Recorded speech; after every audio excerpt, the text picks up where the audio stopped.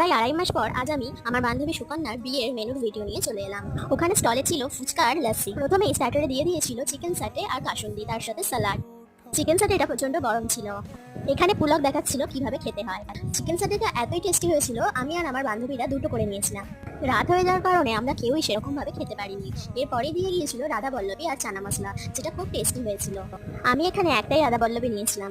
রান্না বান্না নিয়ে তো কোনো কথাই হবে না, প্রত্যেকটা খাবার খুবই টেস্টি হয়েছিল। এরপরে দিয়ে গিয়েছিল পিস রাইস, আর তার সাথে দিয়ে গিয়েছিল দই কাতলা। দই কাতলা তো আমার বরাবরই ফেভারিট, যেহেতু আমি মাছের ছাল খাই না, তাই আমি মাছের ছালটা ছাড়িয়ে নিচ্ছিলাম। মাছটা প্রচন্ড সফট আর ফ্রেশ ছিল। এরপরেই দিয়ে গিয়েছিল সকলের ফেভারিট চিকেন কষা। ভাতটা তো আমি খেতেই পারিনি, তো যাই হোক, এরপরে দিয়ে গিয়েছিল আমের চাটনি আর তার সাথে মুচমুচে পাপড় ভাজা। আমি কিন্তু ফুড ব্লগার নই, তাও আমি ছোট ছোট অনুষ্ঠান বাড়ির ভিডিওগুলো তোমাদের সাথে শেয়ার করে থাকি। এরপরেই দিয়ে গিয়েছিল মিষ্টি, আমি এখানে একটা রসগোল্লা নিয়েছি। এরপরেই হাত ধোয়ার জন্য দিয়ে দিয়েছিল গরম জল, আর শেষ পাতে দিয়ে দিয়েছিল একটা করে ম্যাঙ্গো রাবড়ি। তো এই ভিডিওটা দিয়েই আমি সুকন্যার বিয়ে রীতি করলাম। তোমরা কিন্তু অবশ্যই কমেন্টে জানিও এই ভিডিওটা তোমাদের কেমন লেগেছে।